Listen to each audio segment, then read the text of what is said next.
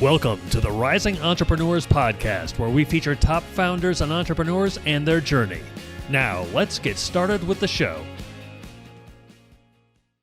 Dr. Jeremy Weiss here, founder of InspiredInsider.com, where I talk with inspirational entrepreneurs and leaders. Today is no different. I have Amit here. He is the founder of Xtras and g-nie, which is g-nie.io. And Amit, before I formally introduce you, I always like to point out other episodes of the podcast people should check out. Since this is part of the Israel Business Leader series, I had Yuri Adoni. He's the author of Unstoppable Startup. He spent 20 years in high tech, 12 years at Jerusalem Venture Partners. And he has the book, which is Mastering, the Unstoppable Startup, Mastering Israel's Secret Rules of Chutzpah. Okay, that was a really good one. I don't know if you've heard of that one, Amit, but it's a good book. Maurice Navon of Mobileye, he talks about Mobileye and their journey to being acquired by Intel for $15.3 billion. But what struck me about that journey is that, it has a lot of ups and downs.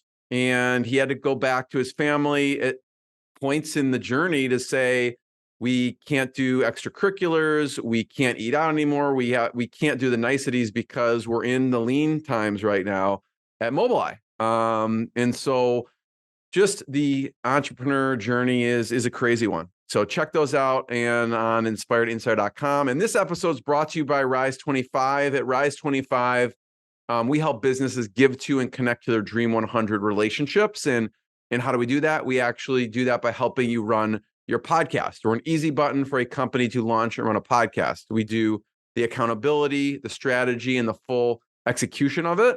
And we call ourselves the magic elves that are running in the background to make it look easy for the host and the company to create great content and build great relationships. For me, the number one thing in my life is relationships. I'm always looking at ways to give to my best relationships. And I found no better way over the past decade to profile the people and companies I most admire and share with the world what they're working on. So if you've thought about podcasting, you should. If you have questions, go to rise25.com. And I'm excited to introduce Amit Oestreicher, and he's the founder and CEO of g-nie and Xtras. There's two platforms that are transforming the on-demand workforce industry in Israel and beyond Israel. With over 10 years of experience as a founder, he's built and scaled both platforms from scratch. And g-nie, which we'll talk about, is a SaaS platform for flexible workforce management, and it solves some of the labor's market's biggest pains for businesses of all sizes and industries. And Xtras is Israel's largest on-demand workforce platform. It has more than 20,000 active users, creating the future of work for workers and employers. And, he's used some of the innovative technology, and they provide that for businesses with on-site workers on demand in a matter of hours. And it could be for a day, it could be for weeks, it could be ongoing. And what's interesting about, your company, unlike some of the gig economy, is you actually take, full responsibility and employ these people, even though they can kind of work in various things. And I know from g-nie, there's recruiting, scheduling, managing, all that's on site. And so we'll talk about that. But you are an expert in on-demand staffing and gig economy. So thanks for joining me. Thank you very much for the opportunity to talk. I know I mentioned Xtras and g-nie, but if you could just take a second and tell people about Xtras and what you do, what it does for companies.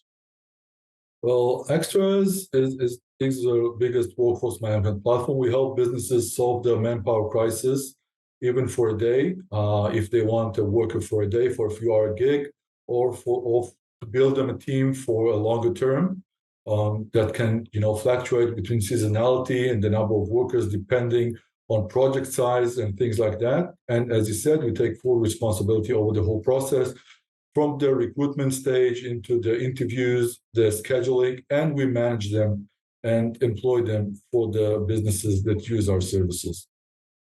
Where did you get the idea for this? Because it's pretty remarkable to have, that many, you built this from scratch.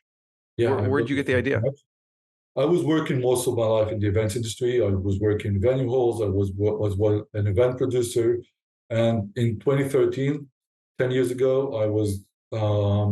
I needed staff for my event. I was, searching everywhere. When I was young, my friends worked for me. I was calling my friends, hey, I need a waiter or two. They can't work. And then they grew up, they had families, they had mortgage, and they don't wanted to work in that kind of businesses anymore. So I was missing like dozens of people for the weekend.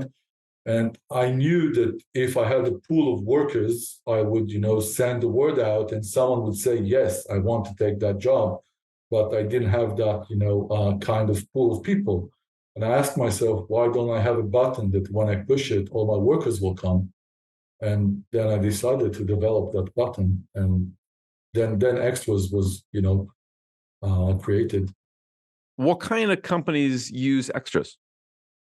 So when we launched in 2015, we started with the events industry, which was very easy for me because I understood the need and the pain. And I had clients all over Israel friends that wanted to use the services. And then we expanded into the hotels industry. So we were mainly in hospitality. And during COVID, everything was shut down in like 2 days. And instead of like staring at the wall and saying, okay, the business is dead, I understood that there's a vacuum because this is the platform that's connecting between demand and supply, between businesses that need workers and workers that are looking for jobs. So then we expanded quickly into agriculture. We went into operational. We moved into factories, laboratories. We moved into, we did a lot of business development during that year. And then it became a platform that's working not only in gigs and in few-hour gigs, but in longer term of short-term project and jobs. It's a stressful industry in general, right? People sometimes last minute staff cancel or whatever. I could see with COVID too, you're in the hospitality industry, right? That's probably why you have no hair. I mean, this sound, the hair and but you pivoted, right? And you had to pivot quickly. Talk about, you say it kind of casually now, but at the time, overnight, you lose your clients, right? Yeah. So what were you thinking and what did you do to keep your head on to actually move forward? Well, it was one of the most stressful moments in my life. When everything was shut down, really, the phone didn't stop ringing to cancel everything. And at one point, I stopped answering the phone because I knew what's going to be on the other side. And I stared at the wall for practically 24 hours. Like, it was just before the Jewish Halloween Purim. It was supposed to be like a big, gigs for in the platform, and there was a lot of jobs there, and we were supposed to launch new features and everything. It was supposed to be the starting of an amazing year, and in one day everything is canceling. So I really stared at the wall for 24 hours, and then I called all my staff and told them, okay, everything is shut down, but we have an opportunity here to start a new thing. Let's grab the phones and find everyone that's willing to hear us out and understand that we have a solution. And we just expanded everywhere, and in less than a week we started to work again. So you were thinking, okay, this industry shut down, what's not shut down? So talk about the pivot and what companies actually you did start working with at that time. That worked with agriculture company. It was the first quarantine. Well, millions of unemployed people here in Israel. It was all shocked. It was the time that the whole world thought that the zombie attack is coming and everybody's going to die. So there was a huge shortage of people like everywhere. And a friend of mine connected me into the big agriculture company. We signed a contract. My lawyer didn't want me to sign that contract. I probably say why? Because it was a very, very long contract, but there was one line missing. How much money am I going to get from that work? And he said, Amit, you're not going to sign this contract because they're not going to pay you. And I told, okay, you know what? I need to start moving forward. And they want people in the field tomorrow, and I can bring them the people. It's an IPO company. It's a big company. They don't want to get sued. I'll find a way to solve it out. Let me start working again. I said, okay, it's your responsibility because I'm not letting you signing this contract. And I did, because there was something that needed to be done. And people waited in line because it was the first quarantine. Nobody got out of their homes because everybody thought they're going to die. And people just begged for a permission to go out from their house, because they're locked down for weeks. I need to go out, give me a permission. Tell everybody that I have a work to do.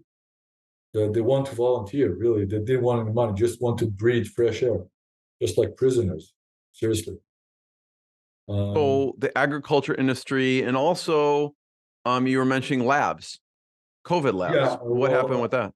Yeah, well, one day we had a phone call of a VPHR of one of the biggest COVID labs here in Israel, who was introduced to me, and she asked me, it was Friday. No, it was Thursday.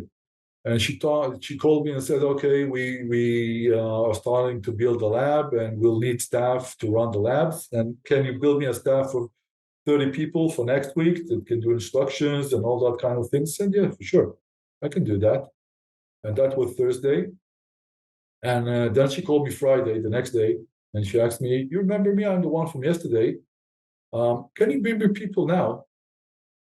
And I asked her, how now is now? And she said, now. And I told, okay, I can't bring you people now, but I can bring you people in 2 hours. I said, okay, so start bringing them in 2 hours. And I told, but what about the people for next week? He said, no, forget next week. Start now. And then we brought her people in like 2 hours, and then she called and said, okay, so you're bringing people for the evening shifts and for the night shift and for tomorrow as well, right?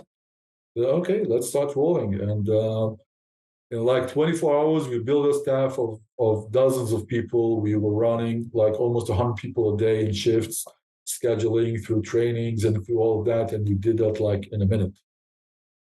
What made you decide you took a little bit different approach, right? Because you actually, I think you were mentioning, employ the people, even, so it's different from, like an Uber or something where they're not really employed by the company. They're just kind of a gig worker and work on demand. Why did you take that route?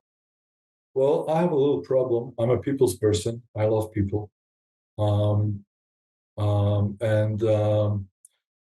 manage and employ people for almost 25 years. And, I read researches, and I'm Generation X. And when you're talking about Generation Y and Z, they tell them people that they're lazy, that they don't want to work, and all those kind of things, when talk about the younger generations. But, the researchers say that when you ask the younger generations what they think about the labor market, they say, we're great workers. We just don't want to work in your way.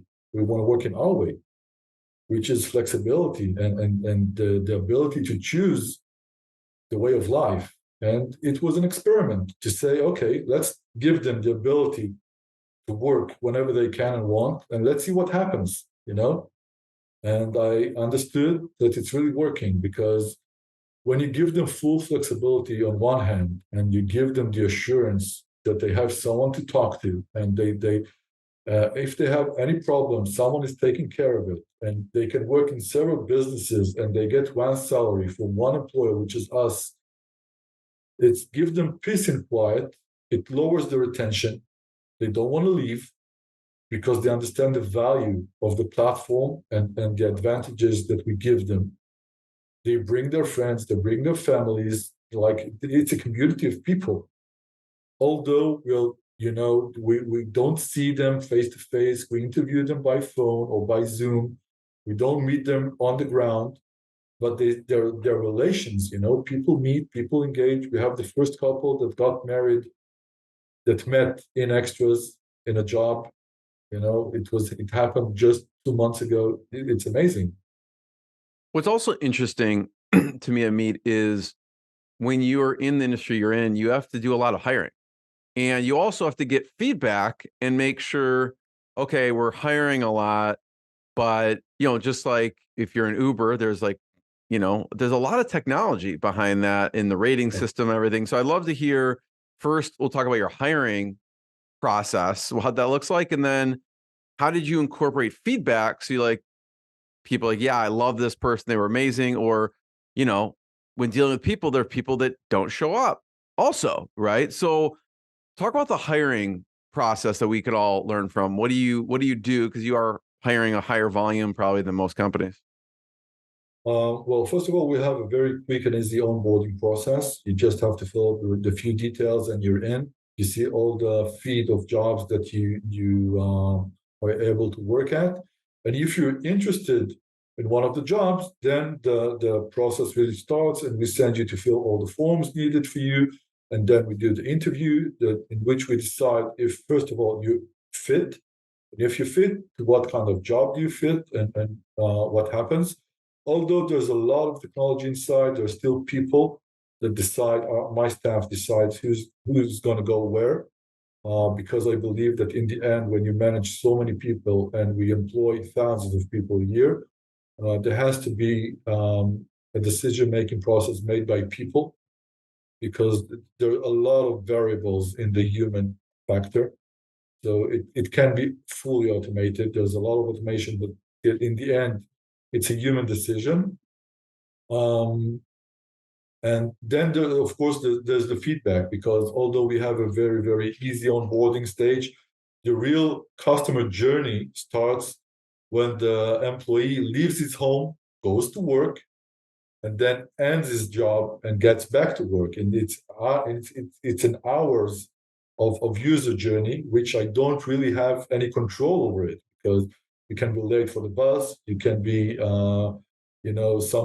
it's raining, somebody shouts at you or whatever. So it really disappoints you and ruins the process. So we vet both sides. As we vet the employees, we also vet the businesses. I won't get any business into the platform. He has to be really good for them. He has to treat them right. I fired businesses as well as I fired, employees who were not good for the platform. We also fired businesses as we understood that the feedback that we're getting are not good. If you're getting a bad feedback one time, second time, third time, you understand that the problem is not with the employee, the problem is with the business itself, and it's not good for you. So we have a two-sided rating system. The employees are rating the shift after the job is done when they clock out. The business is rating the employees when they're getting the timesheets, and we can see who is blocking, who is favored. And so this is the best way to build the teams, making everything work right for them. Are there any other things we should point out with the technology piece and the feedback? Because I'm sure there's other stuff that's going on behind the scenes that's valuable for you when that person leaves. What's happening with the company? What kind of things are they entering in, and how does it get processed on your end? Well, we collect a lot of data over the employee. It's really extensive data. Nobody treats part-time and on-demand staff the way that we see it, because although it's part-time, there are people using us for almost 8 years. They come and go whenever they can and want. They started as seniors who finished high school, and now they use us through all the service in the IDF when they go back home and they need some job. Every now and then you just click a button and go to work. And then when they're students, we give them the flexibility not to get obligation to one job who wants them to work like 5 days a week, because they need to have the flexibility to learn. And of course, after they finish, they graduate, and we help them to find their real job for their lives. So we collect a huge amount of data over the people to really know what they're capable of, where they're good, where they're not, which really helps the business of making the right decision. How did you decide how to charge? And dual-sided marketplaces are difficult, right? You need these companies, you have these workers, and you need companies, and then that flexing up and down. How did you decide as far as charging goes with the First of all, the employees are not paying. Of course, it's free for them. We charge the businesses. We built a dashboard. We did a lot of experimenting, seeing things running, and then we understood. We built the KPIs for that. We understood how much it cost to recruit a worker, how much it cost them to go to work, how much do I need to charge a business in order to make it profitable to me, and how long. And we know we have so many dashboards and statistics to show that, well, if you send a new worker to a meet, it will probably leave after the first time. And if you send them to Jeremy, it will stay, because we understand that this business is good for allocating new workers, and this one is not. So it's really a lot of dashboards and understanding throughout the years of doing optimization about how do we need to charge. I'm wondering, oftentimes, at least myself, I learn a lot from the mistakes I made. Do you remember early on a learning of that you had to shift with the pricing model because of something you learned? Yeah, we had a contract with a big business who almost killed the company. We gave them a very, very attractive price in order to make everything happen. And the obligation from their side was to bring us job throughout all year long. And they didn't do their side. So it was really fluctuating and seasonal again and again, which affected the recruitment revenues, and it cost me much more than expected, and we lost a lot of money in that deal, a lot. So what did you do differently? I can see, okay, we'll give you a good deal because you're going to, give us a little more stable work. And then the stable work doesn't happen and you're still paying out what you need to pay out. What did you do differently after that scenario? Put everything in the contract and not relying on the promise itself. Yeah. Really. When did g-nie come about? So Xtras, and then you started g-nie. Yeah. I was walking throughout my customers, and we're doing demos, sometimes face to face, not only online. And I realized that I'm sitting with them and doing the onboarding for their side of the platform, and just looking over my shoulder and saying, okay, you're giving me a portal to make the orders and seeing the timesheets and the invoices and the staff and everything, but what is the admin that you're using here for yourself? I want that admin for myself as well, to manage my own co-workers, because you've built something amazing for yourself. And then we understood that we've built for ourselves something that many other businesses can use as well. So for last year, during the whole year, we changed the whole infrastructure of Xtras in order to make it a SaaS platform, in order to duplicate it to optimize it for every business that want to run its own workforce management platform. We understand that the work today is going more and more into gigs. They're not full-time jobs. And when a business wants to schedule people into gigs, it usually doesn't have the platform in order to manage it, because he's used to have people working for him like Monday to Friday, 9 to 5. And then people start to say, okay, I don't want to work full-time job for you. I want to work like part-time. And then instead of one person, he needs to have to hire two. But how does he manage that? And this is what g-nie does for the business. the same that we do for ourselves. Yeah, so you built a solution that you needed to use to manage extras, and then people saw it and they said, "I want that also." So, what Yep. kind of companies are using g-nie? And by First the of way, if you're listening to the audio, there is a video component. We're showing the g-nie website here. It's g-nie.io, and obviously, there's companies from all over the world that use this. What kind of companies are using it?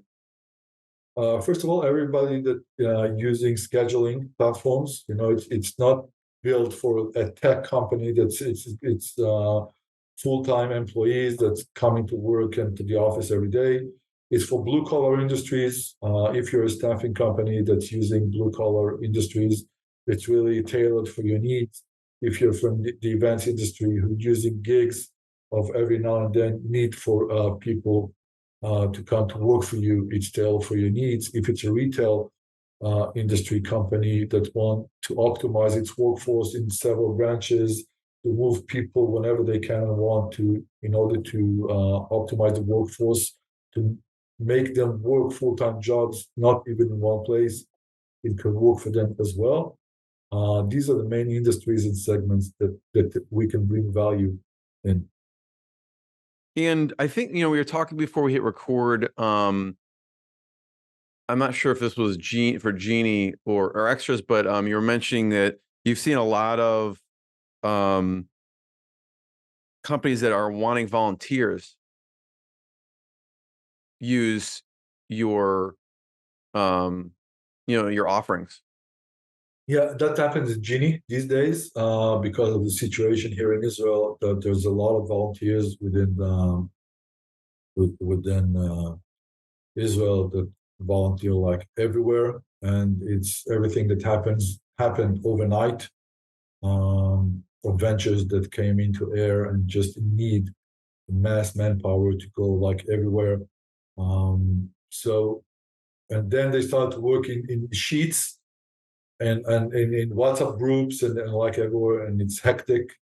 And one day someone called me and said, "You have a solution, right? I remember you from one day, and you said that you have a solution." Yes, of course. And then we did a quick onboarding, and then hundreds of people just went in like 2 hours, and things started to roll out. And then it spread the word into other people, other places, and companies. And this is what we're doing here in Israel right now. We're running volunteers uh, throughout the country in many jobs that they're needed at. Yeah, so a company before, I mean, it could be any company. I mean, this situation with the volunteers, they're doing it off of a spreadsheet. They're okay, like this person can come, they can work at this time and this day, and like here they can just easily go on and they can, we're looking at, they can manage a schedule. There's different people and they can actually plug people in and just manage it in one dashboard. They tell people just everywhere where they need to be. They give them the contact person. They give them the full location. They ask them for an attendance. They have a clock in and out that shows that the people really arrived to the place that they were supposed to be at. It lowers their attention as well, because when you're looking for volunteers, you just say people, go and there's someone to pick oranges tomorrow at the field like 6 a.m. But the person needed like 20 people, and 100 people are showing up because they saw and they want to do something. But then you tell 80 people, I don't need you, go home. And what does that people do? They don't show up for another volunteer another time, even if they wanted to, because they're so disappointed. So we give everything, the peace and quiet, just show everybody when they're scheduled, when they're not, give them the full instructions. We lower the noise of just sending mass messages from everywhere to everywhere. We again keep the data of the human factor in one place, because the person who runs everything is also volunteering, and if next week he'll go back to work, all the data related to what he did stays within his phone or with his Google sheet, So this is not the thing that things need to be done. So we keep everything in one place. You know, I mean, when you have a company and you're running that company, Xtras with technology behind the scenes, and now you have a front-facing piece that's a SaaS company. Mhm. Now, what features did you have to build in to make sure this was ready for a front-facing piece? Like you could see here, I'm looking through this, and what's interesting is like there's a lot of things that are built into this, right? There's a shift scheduler, there's a time clock, there's RSVPs, there's a rating system. What were some of the key features that you got feedback from when you released this that helped you improve the platform? Well, first of all, we really developed everything in-house for ourselves. A lot of people ask me throughout the years, why aren't you using third-party companies or features in order to implement it? Because it's an open source and you can do it by a minute and things like that. But I'm really protecting the data of my users because usually when you're using third-party companies, you need to give their data to other companies and other people. And I never wanted to do that. So we developed everything in-house. We got a lot of feedback throughout the years from our clients and from our employees. Like, I really would love a button that will do this for me. I would love a feature that will do that for me. So we really listen. We really listen. We do surveys a few times a year and ask both sides what they love and what they think that need to be improved. Because I remember that one time I was thinking about a feature and I was, handling with myself how to build it and what do I need to do. And then I woke up one time in the morning and said, I have thousands of employees. Why won't I ask them if they need it? And if they do, what do they want to do with it? Just, spread a survey within the app and ask them. What Um, was one of those things? I mean, do you remember, or maybe a few that you got feedback from the the rating staff? system, the Yeah. rating system is great. The timesheets, the feedback that we're getting from the clients is that everything is organized.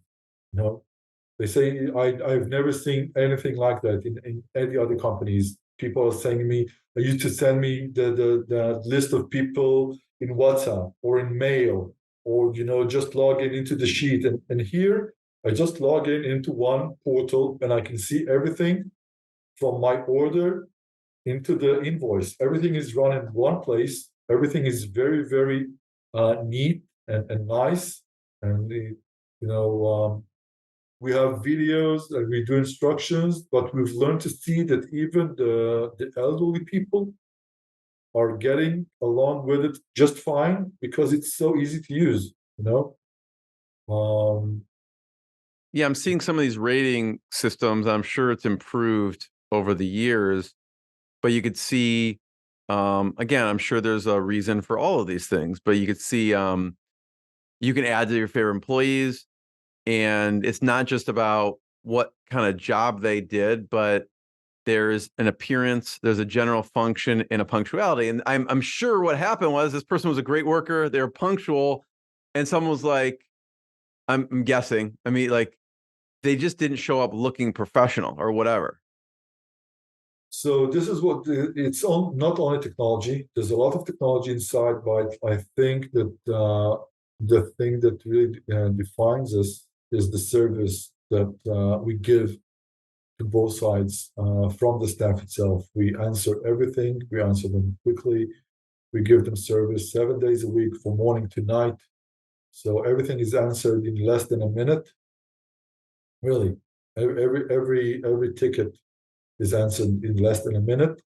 And if you're asking, really, I was walking years ago into one of an event with one of my advisors, just to show him everything that goes around. And I told him, the client, tell him what's good in us. And I was expecting, as you said, to hear the technology, the staff, and everything like that. And he said the service. I said, seriously, the service? Said, yes, people come and go. There are people everywhere, but you give us the I've never seen any service that really compares into what you give as a whole, you know, because in the end, it's all about, you know, listening and understanding and giving the answers. Not all the time, you know, the answers would be the right answer that the client expects, but it's still the answer. And by the way, both of them are clients. The workers are also clients, and I see them as much important clients than the one who actually pay. Because if they're not happy, if they won't be any employees that want to go and grab that job, this company wouldn't survive, you know, even if the client would pay me $1 million for each worker. Somebody needs to say, yes, I want to do that job, and they need to be happy. They need to be satisfied. So they're much more important to me than the businesses that are paying for this company. I mean, are there any surprises of companies that use the platform that you didn't expect? Like you're saying, the blue collar, I can see use cases for nonprofits. I can see restaurants, you know, like people who have a lot of maybe shift workers. What are some use cases you found that maybe have surprised you of people using the software? Tech companies. Or you really expect them just to hire full-time employees and things like that. And they came and run into project-based workers who do their jobs for a few weeks or a few months. I didn't see them first as potential clients, and it was very surprising to see that we can bring value to them as well.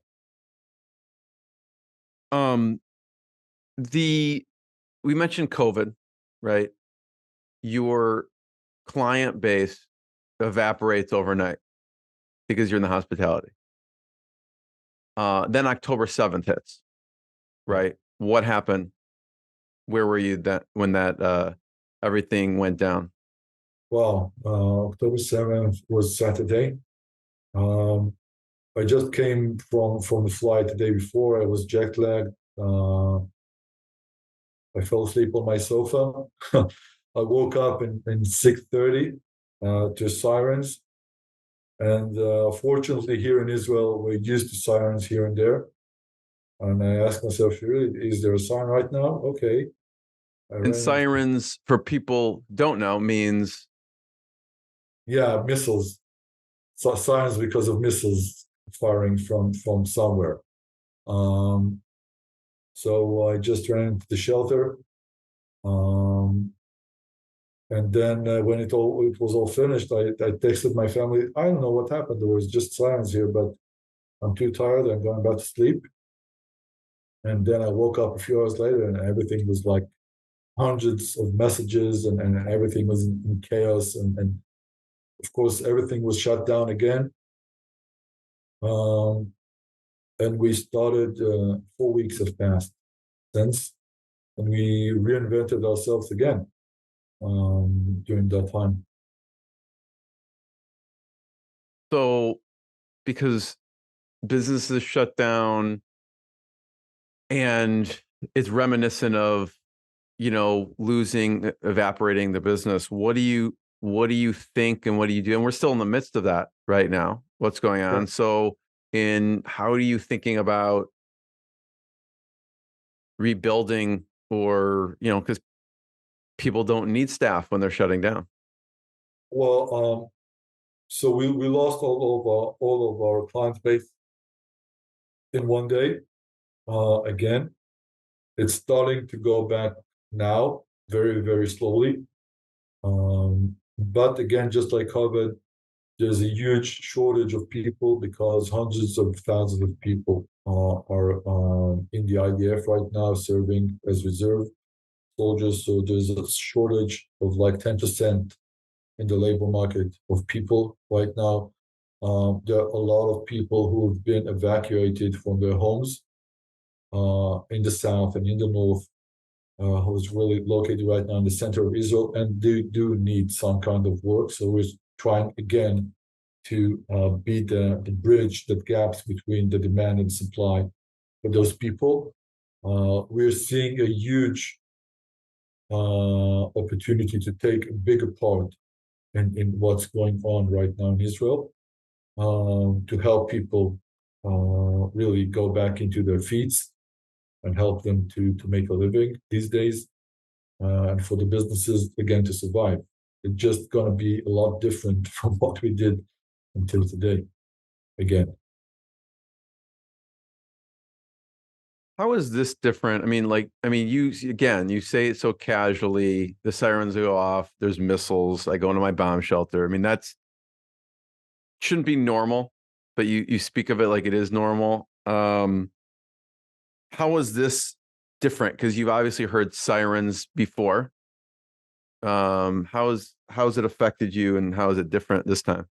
It's not anything like everything that I ever experienced, and I don't wish everyone would experience something like that in his life. It's a life-changing event. It is. It's a small country, and what happened here affected and affects everyone. I don't think that there's a family here in Israel that doesn't know somebody or a friend or a family or whatever who was murdered or kidnapped during October 7th. It's nothing unlike anything that I have experienced. Really, it took us as an entrepreneur, as a company owner, that really have to go back on his feet, because a lot of people rely on me. It's like an automatic mechanism that forces me to go back on my feet and start running again. But seeing my staff, and my staff is 95% of them are women, seeing them, not being able to function, and see them on the mornings, just crying. It's really, I don't really find the words to even try to explain what's going on right now. It's Heartbreaking. Yeah. How has EO helped you? Well, first of all, EO, I'm just finishing my first year in EO, so the one of the biggest advantages that I found in EO is not being alone. As a sole entrepreneur who did everything by himself, and it's a very, very hard journey.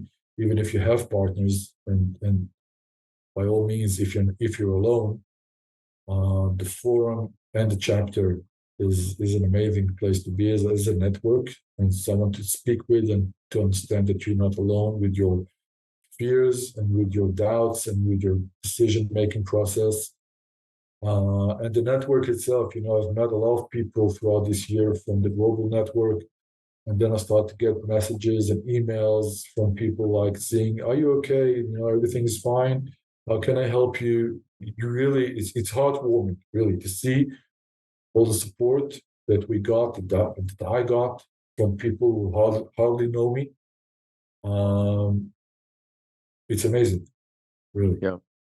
And for people who don't know, EO is entrepreneurs organization, and it's a worldwide group, all over the place. I think there's over, I don't even know how many, 15,000 entrepreneurs across over 60 countries. So my last question, first of all, Amit, thank you. Thanks for sharing your story, your journey, and everyone should check out, if you're in Israel, xtras.co.il. And then if you're not, check out g-nie.io, which is g-nie.io, and poke around there. And if it's, someone who that'd be a good fit for, let them know about it. Last question, Amit, is just, on your entrepreneurial journey, we all have mentors. It could be colleagues, people that have helped us along the way, have given us advice, helped us. Who are some that you can have considered mentors and maybe a piece of advice they've given you along the way? Well, fortunately, I met a lot of amazing people throughout the way. Although I'm a sole entrepreneur, I wouldn't be here if I didn't have amazing advisors and people who helped me just because they wanted to help. Really, it did. But one of the biggest advice I could give is just treat any advice as an advice, because it's only an advice. I made a lot of mistakes because people gave me advices, and I said, "Wow, this is just I just spoke with a billionaire, and he gave me an advice. He has to be right, But his advice was his journey, not for my journey. But every journey, we have one mountain to climb on, but there are many paths to go to climb into the on it. So each journey is very unique, and listen, but don't go and run to do everything that people tell you to do. Yeah, that's one of the things I love about EO is that people aren't giving advice, but they're actually just sharing their experience, and then we just take what is helpful for us from that experience, right? Exactly. But is there a mentor that sticks out, like when you when you lose all your clients overnight and twice that Right. you call to just for whatever reason? Who are the people you lean on in the business world that you call on just to whatever it's for? My lawyer, because not because he's my lawyer, because seriously, because he's a very known businessman, and he built everything with his 10 fingers, and he built a few businesses, and he's an amazing person that I'm really proud that he's taking the time even to listen to my questions, and I'm really happy to be a lot of times the as you say, the stupidest man in the room. Just learn from people's experiences and the thoughts that they're willing to share with me and what they did in the past that maybe can help me. He's one of them. Is there a firm name we should give a shout out to? Efrati Galili. How do you spell that? How do you spell it? Efrati, Efrati, Galili, Galili. Cool. Well, I want to be the first one to thank you. Everyone check out more episodes of the podcast. Check out Xtras and g-nie.io, and we'll see everyone next time. Amit, thanks so much. Thank you. Thanks for listening to the Rising Entrepreneurs Podcast. This episode is powered by Rise 25. Please subscribe and check out future episodes.